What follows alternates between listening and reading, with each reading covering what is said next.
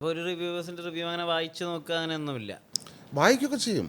അതവിടുത്തെ ഒരു അഭിപ്രായമാണ്, അത്രേ ഉള്ളൂ. ചിലപ്പോൾ നമുക്ക് ഒരു ഇതില്ലാതെ, ഒരു അർഹിക്കുന്ന ഒരു ഗൗരവവും ഇല്ലാതെ വായ തോന്നിയൊക്കെ വിളിച്ച് പറയുന്നൊക്കെ കുറേ അതാണല്ലോ ഇപ്പോൾ റിവ്യൂ ഒക്കെ. അല്ലാണ്ട് ആർക്കും റിവ്യൂ ചെയ്യുക എന്ന് പറയുന്നത് ഒരു വലിയ ഉത്തരവാദിത്വമാണ് സിനിമയുടെ. ഇത് creative partner of A film, അല്ലെങ്കിൽ ഒരു ഇൻഡസ്ട്രീൻ്റെ അകത്ത് സിനിമ സമൂഹത്തിലുണ്ട്. അപ്പോൾ ഒരു നല്ല സിനിമയിലേക്ക് ആൾക്കാരെ നിങ്ങൾ എങ്ങനെയോ കണ്ട് നിങ്ങൾ കാണേണ്ട സിനിമയാണിത് എന്ന് പറഞ്ഞ് അവരെ ഷോക്കേസ് ചെയ്യേണ്ട ജോലി റിവ്യൂവേഴ്സിനുണ്ട്. അല്ലാണ്ട് റിപ്പ് ഓഫ് ചെയ്യുകയും മറ്റേ റോസ്റ്റ് ചെയ്യലും മാത്രമൊന്നുമല്ല ഈ റിവ്യൂവേഴ്സിൻ്റെ കാര്യം. ഈ റോസ്റ്റ് ചെയ്യുകയും റിപ്പ് ചെയ്യുകയൊക്കെ ചെയ്യുന്ന സമയത്ത് അവർ ആ ഫിലിം മേക്കറെക്കാളും ഞാൻ ഭയങ്കര വിവരമുള്ളവനാണെന്ന് കാണിക്കാൻ വേണ്ടി ചെയ്യുന്ന പോലത്തെ ഒരു പരിപാടിയാണ്. ഒരു സിനിമയിൽ എന്തെങ്കിലുമൊക്കെ അപ്രീഷിയേറ്റ് ചെയ്യാനുള്ളത് ഉണ്ടാവുമല്ലോ. ആ അപ്രീഷിയേറ്റ് ചെയ്യാനുള്ള കാര്യങ്ങൾക്ക് ഫിലിം അപ്രീസിയേഷനാണ്, ക്രിറ്റിസിസം അല്ല. അത് അപ്രീഷിയേഷനാണ് നമ്മൾ പഠിക്കേണ്ടത് നല്ലൊരു സിനിമ ഉണ്ടാകുമ്പോൾ. അത്തരത്തിലുള്ള റിവ്യൂവേഴ്സോ ഒന്നും നമ്മുടെ നാട്ടിൽ ഇപ്പം നിലവിലില്ല. അങ്ങനത്തെ ആൾക്കാർ വളരെ അപൂർവമായിട്ട് എവിടെയെങ്കിലും ഉണ്ടോ എന്ന് എനിക്കറിയില്ല. എല്ലാവരും ഇപ്പോൾ യൂട്യൂബ് വ്യൂ ഉണ്ടാക്കാൻ വേണ്ടിയിട്ട് ചെയ്യുന്ന തരം റിവ്യൂസും എപ്പോഴും തെറി വിളിച്ചാലാണ് വ്യൂവേഴ്സ് കൂടുക. കാരണം ആൾക്കാർക്ക് ഇപ്പോൾ സിനിമ ഉണ്ടാക്കുന്ന, ഇപ്പോൾ എൻ്റെ സിനിമയെ പറ്റി സ്നേഹം അത് നന്നാവണം എന്നുള്ളത് എനിക്ക്, എൻ്റെ സിനിമയ്ക്കും എൻ്റെ പ്രൊഡ്യൂസർക്കും അതിൻ്റെ കൂടെ വർക്ക് ചെയ്ത ആൾക്കാർക്ക് മാത്രമേ ഉള്ളൂ. ബാക്കി എല്ലാവർക്കും അത് എങ്ങനെയൊന്ന് പൊട്ടിത്തെളിഞ്ഞാൽ മതി എന്നുള്ളതാണ് അതിൻ്റെ ഒരു ആറ്റിറ്റ്യൂഡ്. കാരണം ഇതൊരു കോമ്പറ്റേറ്റീവ് ആയിട്ടുള്ളൊരു ഇതാണ്. ആരും വന്ന് കൊടി നാട്ടുന്നത് മറ്റൊരാൾക്ക് താല്പര്യമില്ല. അന്ന് 0 ബേബി ചെയ്യുന്ന സമയത്ത് പറഞ്ഞിരുന്നൊരു കാര്യം, ഈ സിനിമയുടെ അതിൻ്റെ വിൽപ്പന സാധ്യത അല്ലെങ്കിൽ അതിൻ്റെ OTT സെയിൽ, ഡിജിറ്റൽ സെയിൽ, അതിനൊക്കെ വലിയ പ്രതിസന്ധി ഉണ്ട് നിലവിൽ എന്നുള്ളതാണ്. ആ ഒരു അവസ്ഥ ഇപ്പോൾ തരണം ചെയ്തിട്ടുണ്ടോ മലയാള സിനിമ? രഞ്ജൻ പ്രഭു എന്നുള്ള സംവിധായകൻ, എഴുത്തുകാരൻ, അങ്ങനെയുള്ള സാഹചര്യങ്ങളെ ഇപ്പോൾ ഇവാലുവേറ്റ് ചെയ്യുമ്പോൾ എന്താണ് മനസ്സിലാക്കുന്നത്? അല്ല, ഭയങ്കര പ്രതിസന്ധിയാണ് ഇപ്പോൾ. ശരിക്കും പറഞ്ഞാൽ അതല്ല ഏറ്റവും വലിയ പ്രതിസന്ധി എന്ന് വെച്ചാൽ 4 ഹീറോസും ഉണ്ട്, 400 ഡയറക്ടേഴ്സും ഉണ്ട്. അതാണ് ഏറ്റവും വലിയ പ്രതിസന്ധി. കാരണം ആവശ്യത്തിനുള്ള ആക്ടേഴ്സ്, മാർക്കറ്റബിളായിട്ടുള്ള ആക്ടേഴ്സ് ഇല്ല നമുക്ക്. ഡയറക്ടേഴ്സിൻ്റെ എണ്ണം വളരെ കൂടുതലുമാണ്. അപ്പോൾ അതുകൊണ്ട് നമുക്ക് സിനിമ ചെയ്യാൻ പറ്റുന്നില്ല. ഒരു കൊല്ലത്തിലൊരു സിനിമയൊന്നും ചെയ്യാൻ പറ്റുന്നില്ല. ഈ ആക്ടേഴ്സ് അവൈലബിൾ ആയിട്ട് വേണ്ടേ? എല്ലാവരും തിരക്കുകളാണ്, എല്ലാം എണ്ണം കുറവാണല്ലോ ആക്ടേഴ്സിൻ്റെ. അതാണ് ഒരു വലിയൊരു കാര്യമുള്ളത്. പിന്നെ വേറൊരു വലിയൊരു പ്രശ്നമുള്ളതെന്ന് വെച്ചിട്ടുണ്ടെങ്കിൽ ഭയങ്കര മിടുക്കന്മാരായിട്ടുള്ള പുതിയ ഡയറക്ടേഴ്സ് വരികയാണ്. പുതിയ ഡയറക്ടേഴ്സ് ഭയങ്കര മിടുക്കന്മാരാണ്. അവർ വളരെ അവർക്ക് കാശൊന്നുമില്ലാതെ, അവർ കഷ്ടപ്പെട്ട് ഭക്ഷണമൊന്നും കഴിക്കാതെ ഇരുന്ന്, ഒരു ബ്രേക്കല്ലേ അവരെ സംബന്ധിച്ചോളം, അവരെത്ര കഷ്ടപ്പെടാനും റെഡിയാണ്. അങ്ങനെ ഇരുന്ന് കാശൊന്നും വാങ്ങിക്കാതെ അവർ വളരെ ചെറിയ ബഡ്ജറ്റിൽ നല്ല ഗംഭീര സിനിമകൾ ചെയ്ത് കൊടുക്കുകയാണ്. അപ്പോൾ എന്ന് വെച്ചാൽ വിചാരിക്കുക, 3 കോടി രൂപയ്ക്ക് എനിക്ക് ഈ പടം കിട്ടി, പിന്നെ എനിക്ക് എന്തിനും നിൻ്റെ 10 കോടീൻ്റെ പടം എന്നുള്ളതാണ് മറ്റേ ചോദിക്കുന്നത്. ഫലത്തിലുണ്ടാകുന്നതെന്ന് വെച്ചാൽ ഭയങ്കരമായിട്ട് നമുക്ക് ടെക്നീഷ്യൻസിനും ആൾക്കാർക്കൊന്നും പൈസ കൊടുക്കാൻ സിനിമയിലില്ല പ്രൊഡ്യൂസർമാരുടെ അടുത്ത്. കാരണം അതൊരു മാർക്കറ്റില്ല. അപ്പോൾ നാളെ നീ സിനിമയിലേക്ക് വരുമ്പോഴല്ല, നമ്മുടെ മക്കൾ സിനിമയിലേക്ക് വരുന്ന സമയത്ത് അവരോട് ഇതൊരു പ്രൊഫഷനാണ്, നീ തിരഞ്ഞെടുക്കുക, ഇതിൽ വരുമാനം, ജീവിതമാർഗ്ഗം ഉണ്ടെന്ന് പറയാൻ പറ്റുന്നില്ല. എല്ലാവരുടെ അവസ്ഥയും ഭയങ്കര മോശമാണ്. നമ്മുടെ മലയാള സിനിമയിലുള്ള ഏത് ഡയറക്ടറെ എടുത്തോ എല്ലാവരുടെ അവസ്ഥയും മോശമാണ്. ഇങ്ങനെ നന്നായി നിൽക്കുന്ന ആരുമില്ല സിനിമയിൽ സാമ്പത്തികമായിട്ട്. അതിൻ്റെ ഒരു ഭയങ്കരമായ ക്രൈസിസാണ്, ഭയങ്കര അണ്ടർ കട്ടിങ്. അതായത് റെമ്യൂണറേഷൻ ഒന്നും പറയാൻ വയ്യല്ലോ, ബഡ്ജറ്റ് ഇത് എടുക്കാൻ ആളില്ല. ചില താരങ്ങൾക്ക് മാത്രം ഇങ്ങനെ റെമ്യൂണറേഷൻ കൂടി പോകുന്നുണ്ടെന്നുള്ളത് മാത്രമേ ഉള്ളൂ. അല്ലാതെ ഇതിൻ്റെ ഒരു എക്കണോമിക്കൽ ബാലൻസ് ഒട്ടും കറക്റ്റല്ല സിനിമയിൽ. ഒരു ഉദാഹരണം പറഞ്ഞിട്ടുണ്ടെങ്കിൽ, ഇപ്പോൾ ഒരു ക്യാമറമാൻ ഒരു സിനിമ ഷൂട്ട് ചെയ്യാൻ 50 ലക്ഷം രൂപ കൊടുക്കുമെന്ന് വിചാരിച്ചു.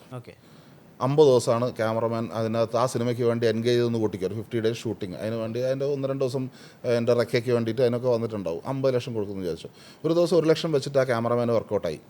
അടുത്തൊരു പടത്തിൻ്റെ അകത്തേക്ക് പോകാൻ പുള്ളിക്ക് കൊല്ലത്തിലൊരു 4-5 പടം ചെയ്യാം. ഒരു റൈറ്ററുടെ കാര്യം എടുത്ത് നോക്കുക, എത്ര കാലമാണ് ഈ റൈറ്റർ ഒരു സിനിമയ്ക്ക് വേണ്ടി പണിയെടുക്കുന്നത് നോക്കുക. അയാളിരുന്ന് എഴുതി ഉണ്ടാക്കി, അത് കഴിഞ്ഞ് ഷൂട്ടിങ് തീരുന്ന ഇറങ്ങുന്ന വരെ അയാൾ വരുമ്പോഴത്തേക്ക് അയാളുടെ ജീവിതത്തിൽ അതുകൊണ്ട് ഒരു കൊല്ലത്തോളം പോയി. അപ്പോൾ ഒരു ദിവസം 1 ലക്ഷം റുപ്യ വെച്ചിട്ട് അയാൾ കൊടുക്കുന്നുണ്ടോ? ഇല്ല. കൊടുക്കാൻ പറ്റുമോ?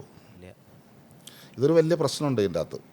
ഇതൊരു വലിയൊരു ഡയറക്ടർക്കും അതുപോലെ തന്നെയാണ്, മനസ്സിലായില്ല. അപ്പോൾ ഫലത്തിൽ എന്താ ഉണ്ടാവുമെന്ന് വെച്ചിട്ടുണ്ടെങ്കിൽ, കുറേ സിനിമകളിൽ വർക്ക് ചെയ്യുന്ന ഒരു ഔട്ട്ഡോർ യൂണിറ്റിൽ വർക്ക് ചെയ്യുന്ന ഒരാളോ അല്ലെങ്കിൽ ഒരു കാർ ഓടിക്കുന്ന ഒരു ഡ്രൈവർക്കോ കിട്ടുന്ന കാശ് ചിലപ്പോൾ ഒരു റൈറ്റർക്കോ ഒരു ഡയറക്ടർക്കോ കിട്ടില്ല സിനിമയെന്ന് ഒരു കൊല്ലത്തിൽ നമ്മൾ നോക്കിക്കഴിഞ്ഞാൽ. ഈ മലയാള സിനിമയിൽ കുറേ ടെക്നിക്കലായിട്ടുള്ള കുറേ അഡ്വാൻസ്മെൻറ്റ്സ് ആദ്യം ചെയ്ത ഒരാൾ എന്നുള്ള ഒരു ഏരിയയിൽ ഞാൻ സാറിനെ നോക്കിയിട്ടുണ്ട്.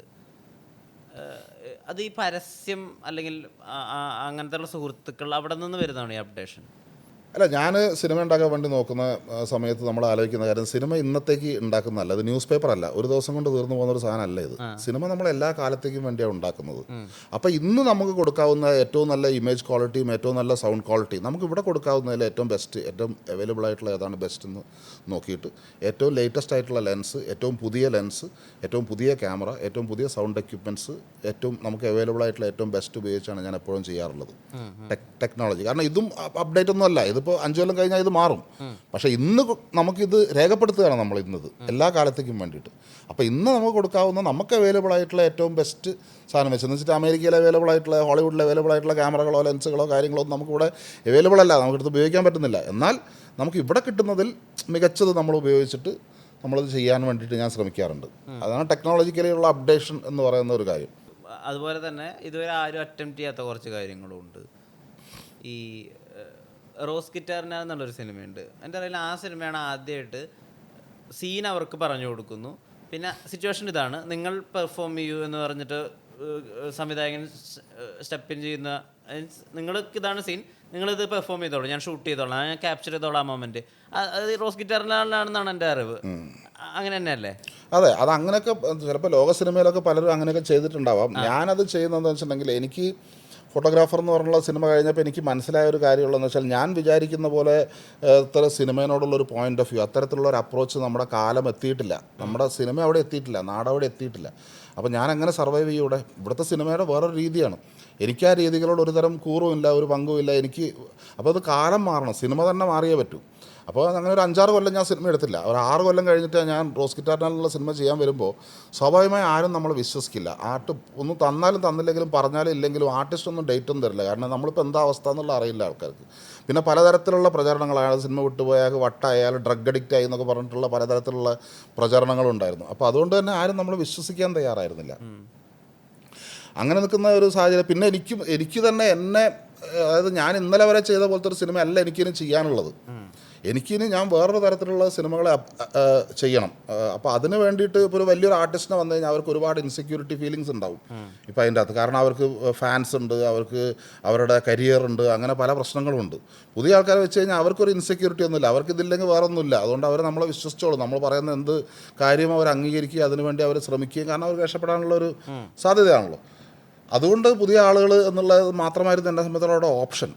കാരണം വേറെ ആൾക്കാരെ വിളിച്ചു കഴിഞ്ഞാൽ അവർക്ക് നമ്മളെ വിശ്വസിക്കാൻ തോന്നില്ല, കാരണം അവർക്ക് ഒരുപാട് കൺസേൺസ്, ഇൻസെക്യൂരിറ്റീസ് ഉണ്ട്. അപ്പോൾ അങ്ങനെയാണ് പുതിയ ആളുകൾ വെച്ച് ചെയ്യുന്നത്. പിന്നെ ആദ്യമായിട്ട് 2 ക്യാമറയിൽ ഷൂട്ട് ചെയ്യുന്നത് റോസ് ഗിറ്റാറിനാലാണ്. ഒരേ സമയം 2 ക്യാമറയിൽ സീൻ എടുക്കുന്നത്, 2 ക്യാമറ രണ്ടും ഷോർട്ടായിരിക്കണല്ലോ. നമ്മൾ വെറുതെ കല്യാണത്തിന് എടുക്കുന്ന പോലെ കവർ ചെയ്ത് പോലത്തെ പോരല്ലോ. ഒരു മാസ്റ്ററും അങ്ങനെയാണ്. അങ്ങനെയല്ല, ഇപ്പം നമ്മൾ രണ്ടുപേരും സംസാരിക്കുന്നുണ്ടെങ്കിൽ ഞാൻ സംസാരിക്കുന്നത് എൻ്റെ ഷോട്ടും നിൻ്റെ ഷോട്ടും ഒരേ സമയം എടുക്കുന്നത്, അങ്ങനെ ഷൂട്ട് ചെയ്യുന്നത്. അതിനൊരു ചെറിയൊരു ക്യാമറ എവിടെ വെക്കേണ്ടതെന്ന് അറിയില്ല. ഫസ്റ്റ് ഒരു ക്യാമറ വെക്കാൻ തന്നെ അറിയില്ല നമുക്ക്, അപ്പോഴാണ് 2 ക്യാമറ വെക്കുന്നത്. അപ്പോൾ ആ 2 ക്യാമറ വെക്കാൻ പഠിക്കുക എന്ന് പറയുന്ന ഒരു കാര്യം എനിക്ക് അതിനകത്ത് ഉണ്ടായിരുന്നു റോസ് ഗിറ്റാറിനാലെ ചെയ്യുമ്പോൾ. അത് ഞാൻ പറയും ചെറിയ ബജറ്റിൽ ചെയ്തിരിക്കുന്ന പടമാണ്, അതൊന്നും വലിയ പൈസ ഒന്നും ആയിട്ടില്ല. ഞാൻ ടോട്ടലി 29 ഡേയ്സാണ് ആ സിനിമ ഷൂട്ട് ചെയ്തത്. അതിന് ഈ പറയുന്ന പോലെ ഒരു ലൈറ്റ്സും കാര്യങ്ങളൊക്കെ ഒരു സീരിയൽ എടുക്കാൻ വേണ്ടി ഉപയോഗിക്കുന്ന അത്ര ലൈറ്റും കാര്യങ്ങളൊന്നും ഉപയോഗിച്ചിട്ടില്ല. സാധാരണ ഒരു ക്രെയിൻ പോലും ഞാൻ ഉപയോഗിച്ചിട്ടില്ല അതിൻ്റെ അകത്ത്. അപ്പോൾ അങ്ങനെയാണ് വളരെ ചെറിയ ബജറ്റിൻ്റെ അകത്തൊന്ന് എക്സ്പെരിമെൻ്റ് ചെയ്തതാണ്. അതെന്താണെന്ന് വെച്ചിട്ടുണ്ടെങ്കിൽ, നമുക്ക് കഥാപാത്രങ്ങളെ എൻ്റെ മനസ്സിലിപ്പോൾ അഗീർ ദ റാത്ത് ഓഫ് ഗോഡിലുള്ള പോലെ എങ്ങനെ അഭിനയിപ്പിക്കാമെന്നുള്ളതാണല്ലോ നമ്മൾ ചിന്തിക്കുന്നത്. എന്താണ് ഇതിൻ്റെ ഒരു സൂത്രം? അപ്പോൾ അതിന് വേണ്ടിയിട്ടാണ് നമുക്ക് 2 ക്യാമറ ഉപയോഗിക്കുക എന്നുള്ള ഒരു ആശയത്തിലേക്ക് വരികയും അങ്ങനെ ഇതൊക്കെ വരുന്നത്. പക്ഷേ 2 ക്യാമറ ഉപയോഗിക്കുക എന്ന് പറഞ്ഞിട്ടുണ്ടെങ്കിൽ, ഇപ്പോൾ ലുബ്ധപ്രതിഷ്ഠനായ ഒരു ക്യാമറമാനെ നമ്മൾ കൊണ്ടുവന്ന് വെച്ച് കഴിഞ്ഞാൽ അദ്ദേഹത്തിൻ്റെതായ കാഴ്ചപ്പാടുകൾ, അഭിപ്രായങ്ങൾ, ലൈറ്റിങ്ങും ഇതൊക്കെ ഉണ്ടാവും. ഈ പറഞ്ഞ പോലെ ഒരുപാട് ഇൻസെക്യൂരിറ്റീസ് ഉണ്ട്, കാരണം അദ്ദേഹത്തിന് ഒരു നല്ല പേരുണ്ട്. അപ്പോൾ ഞാൻ അങ്ങനെയൊന്നും അല്ലാത്ത ഒരു പുതിയ ക്യാമറമാനെ വിളിച്ചു കൊണ്ടുവന്നിട്ട് നമ്മൾ എക്സ്പെരിമെൻറ്റ് ചെയ്യാൻ വേണ്ടിയിട്ട് അത് ശ്രമിക്കുകയാണ് അത് ചെയ്യുന്നത്.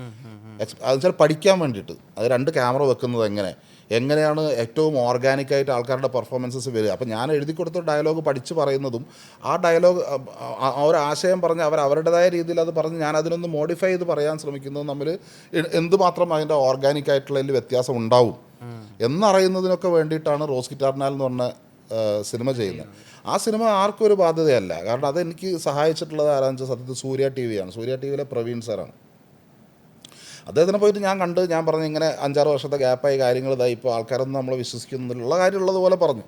അപ്പോൾ ഒരു സിനിമ എടുത്ത് നോക്കാമെന്നുള്ളൊരു പരിപാടി ഉണ്ട് എന്ന് പറഞ്ഞു. അപ്പോൾ പുള്ളി എൻ്റെ മറ്റ് സിനിമകളും മുമ്പ് സിനിമകളൊക്കെ ഇഷ്ടപ്പെട്ടിട്ടുള്ള ഒരാളായതുകൊണ്ട് ഞാൻ പറഞ്ഞത് ജെന്യൂൻ ആണെന്ന് ഫീൽ ചെയ്തുകൊണ്ട് പുള്ളി പറഞ്ഞ ഡോണ്ട് വറി വിൽ സപ്പോർട്ട് ചെയ്യുമെന്ന് പറഞ്ഞു. അങ്ങനെയാണ് പുള്ളി അവർ സൂര്യ TV നേരത്തെ വാങ്ങിച്ചു ആ പടം. എന്നിട്ട് അവർ കാശ് തന്നിട്ടാണ് ഞാനത് ചെയ്തിരിക്കുന്നത്. അതിൻ്റെ അകത്ത് അവരത് ഏതാ ടേബിൾ പ്രോഫിറ്റ് ആ പടം ഷൂട്ട് ചെയ്യുമ്പോൾ തന്നെ അതൊക്കെ കാണാൻ തന്നെ. അല്ലാതെ അതിപ്പോൾ സൂര്യ TV നമ്മൾ എടുത്തു കഴിഞ്ഞിട്ടാണുള്ളത്. ആ പടത്തിനൊരു 60 രൂപയുടെ അടുത്ത് ചിലവായിട്ടുണ്ടാവും. അത് ഒരു നല്ല ലാഭം ഉണ്ട് അതിനെ സംബന്ധിച്ചിടത്തോളം. അതൊരു 1.40 1.60 എന്താണ് അത് അവർ തന്ന പൈസ.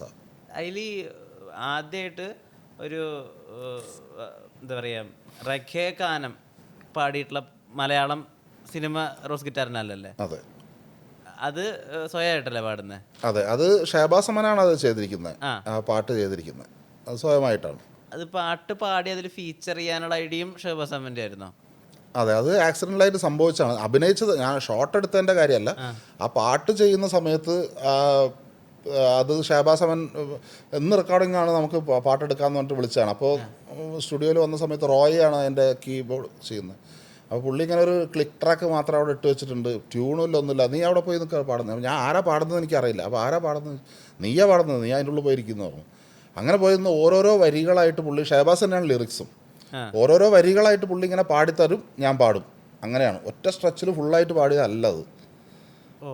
ആക്സിഡൻ്റായ പാട്ടുകാരനാവുന്നതാണ്. തീർച്ചയായിട്ടും അതെ. അല്ലാതെ അങ്ങനെ അതല്ല, പാട്ടുകാരനായിട്ടുമില്ല. ആ പാട്ട് എന്നെ കൊണ്ട് പാടിപ്പിച്ച അത് ഷഹബാസ് അമൻ്റെ ഒരു കോൺഫിഡൻസും പുള്ളിയുടെ ഒരു ഇതൊക്കെയാണ്. പിന്നെ ഞാനത് അതിൻ്റെ പ്രൊമോഷന് വേണ്ടി അത് ഉപയോഗിക്കാൻ തീരുമാനിക്കാൻ കാര്യം എന്ന് വെച്ചാൽ 5-6 വർഷമായിട്ട് ഞാൻ എവിടെയാണെന്നുള്ളത് എൻ്റെ ശബ്ദമോ ഒന്നും ആരും കേട്ടിട്ടില്ല. ഞാൻ എവിടെയാണെന്ന് അറിയില്ല. അപ്പോൾ എന്നെ ഫോളോ ചെയ്യുന്ന ഏതാനും കുറച്ച് ആൾക്കാർ മാത്രമേ, എന്തായാലും എന്നെ ശ്രദ്ധിച്ചിട്ടുള്ള ഏതാനും കുറച്ച് ആൾക്കാർ മാത്രമേ ഉള്ളൂ അതിന് പ്രേക്ഷകരായിട്ടും ഫസ്റ്റ്. അപ്പോൾ അവരോട് മാത്രമേ നമുക്ക് അതിൻ്റെ അകത്ത് കൺസേൺ ഉള്ളൂ, കമ്മിറ്റ്മെൻ്റ് ഉള്ളൂ, എന്നെ ശ്രദ്ധിച്ചിട്ടുള്ള അവരോട്. അല്ലാതെ വേറെ ഒന്നുമില്ലല്ലോ അതിൻ്റെ അകത്ത്. അപ്പോൾ ഇങ്ങനെ 6 കൊല്ലത്തെ ഗ്യാപ്പിന് ശേഷം എൻ്റെ ശബ്ദം മറ്റുള്ളവരെ എങ്ങനെ കേൾപ്പിക്കണം, ഞാൻ എന്ത് പറയണം എന്ന് ഞാൻ ചിന്തിച്ചപ്പോൾ എനിക്ക് തോന്നി ഇതാണ് നല്ല പരിപാടി എന്ന്. രാത്രി 12 മണിക്ക് വെച്ച് നമ്മളിതിൻ്റെ ഓഡിയോ റിലീസ്. അപ്പോൾ ഷഹബാസ് അമൻ മ്യൂസിക്. അപ്പോൾ ഷഹബാസ് അമൻ അപ്പോൾ ഇങ്ങനെ ഈ പുഴയും ആ പാട്ടൊക്കെ ഒന്ന് ഹിറ്റായി നിൽക്കുക, ഭയങ്കര മെലോഡിയസായി നിൽക്കുന്ന സ്ഥലത്ത്. അപ്പോഴാണ് 12 മണിക്ക് നമ്മളെല്ലാവരും ഇതാ ഇന്ന് പാട്ടിറക്കുകയാണ്, ഷഹബാസ് അമൻ്റെ ആരാധകർ എല്ലാവരും വരുന്നു, ചെവിയിൽ പ്ലഗ് ഇൻ കുത്തി വെക്കുന്നു, അപ്പോൾ മുങ്ങാ എന്നുകൊണ്ട് കൊടുക്കുന്നത്. അങ്ങനെ ഒരു കുസൃതി അതിൽ ചിന്തിച്ചു എന്നുള്ളത് മാത്രമേ ഉള്ളൂ അതിൻ്റെ അകത്ത്. പിന്നെ ഒരു ഭയങ്കര ഫിലോസഫി എന്തെങ്കിലും പറയണ്ടേ. നമ്മൾ ഇത്രയും കാലം നമ്മൾ വലിയ സന്യാസമായിട്ട് നമ്മൾ കാണാതെ പോയിട്ടുണ്ടെങ്കിൽ പിന്നെ വരുമ്പോൾ എന്തെങ്കിലും ഫിലോസഫി പറയണ്ടേ. ഭയങ്കര ആത്മരതിയുള്ള ഒരാളാണല്ലേ? സ്വയം വളരെ ഇഷ്ടം. Narcissist? Kind of. No, never. ഒരിക്കലും അല്ല. അല്ല, സ്വയം വളരെ ആത്മവിശ്വാസമുള്ള ആളായിരുന്നു. I don't care. അതിൻ്റെ ആവശ്യം വരുന്നില്ല. ലൈക്ക് നീ വിചാരിച്ചാൽ എന്നെ ഒന്നും ചെയ്യാൻ പറ്റില്ല. എനിക്ക് നിന്നെ പേടിയില്ല, അത്രേ ഉള്ളൂ. നിന്നെ സൂചിപ്പിച്ചുകൊണ്ട് എനിക്കൊന്നും നേടാനുമില്ല, ഞാൻ സൂചിപ്പിക്കാനും നിൽക്കുന്നില്ല. ഞാൻ എൻ്റെ ജോലി, എൻ്റെ പണിയും, ഞാൻ നിന്നെ ഉപദ്രവിക്കാനും വരുന്നില്ല. എന്നെ കൊണ്ട് എന്തെങ്കിലും നല്ല കാര്യങ്ങൾ ചെയ്യാൻ പറ്റുന്ന അവസരങ്ങൾ ഉണ്ടാവുന്നുണ്ടെങ്കിൽ ഞാൻ എനിക്ക് നിർബന്ധമൊന്നുമില്ല. എനിക്ക് നിന്നെ സഹായിച്ച് നല്ല കാര്യം ചെയ്തേ പറ്റുമെന്ന് അങ്ങനെ നിർബന്ധമൊന്നുമില്ല. അങ്ങനെ എല്ലാവരും എന്നെ പുകഴ്ത്തിയെടുത്ത് അങ്ങനെ വെക്കണം അങ്ങനെയൊന്നും എനിക്ക് യാതൊരു നിർബന്ധമില്ല. അത്രയേ ഉള്ളൂ. ഞാൻ just I am carefree, അത്രേ ഉള്ളൂ. ഞാൻ ഈസി ആയിട്ട് ജീവിച്ചു പോകുന്നു. അതാണ് ഈസി. കാരണം നമ്മളിപ്പോൾ ഒരു സ്കീം ഉണ്ടാക്കി ഞാൻ നിന്നൊരു കാര്യം പറഞ്ഞ് നിന്നൊരു കാര്യത്തിന് വേണ്ടിയിട്ട് യൂട്ടിലൈസ് ചെയ്യണമെങ്കിൽ ഞാൻ ഒരുപാട് ഡ്രാമ ഞാനുള്ളിൽ ചിന്തിക്കണം. എൻ്റെ സമാധാനം പോകും, പീസ് പോകും. പീസ്ഫുള്ളായിരിക്കുക എന്നുള്ളത് മാത്രമേ ഉള്ളൂ എന്നെ സംബന്ധിച്ചിടത്തോളം ഉള്ള കാര്യം. അല്ലാതെ ആത്മരതിയും അങ്ങനത്തെ പരിപാടിയൊന്നുമില്ല. അങ്ങനെയൊന്നും അല്ല അതിന്. ഇപ്പം വേറൊരു കാര്യമുണ്ട്. Like I like my own company. എനിക്ക് എൻ്റെ കമ്പനി എനിക്കിഷ്ടമാണ്. മറ്റുള്ള കമ്പനികളിൽ ഇരിക്കുന്നതിനേക്കാളും ഐ ലൈക്ക് ബീങ് അലോൺ. അങ്ങനെ കുറച്ച് സമയം എനിക്കൊരു ദിവസം ഒറ്റയ്ക്കിരിക്കാൻ വേണം. അത് ഉള്ളൊരു കാര്യമാണ്. അതിന് ആത്മരതി എന്ന് പറയാൻ പോകുന്നത് എനിക്ക് അറിഞ്ഞൂടാ. ഈ സിനിമ പലപ്പോഴും കൂട്ടായ്മയിൽ നിന്ന് അല്ലെങ്കിൽ ഒരു കൂട്ടുകാരുടെ ഒരു കൂട്ടത്തിൽ നിന്ന് എളുപ്പത്തിൽ സംഭവിക്കുന്നു എന്ന് കേട്ടിട്ടുണ്ട്.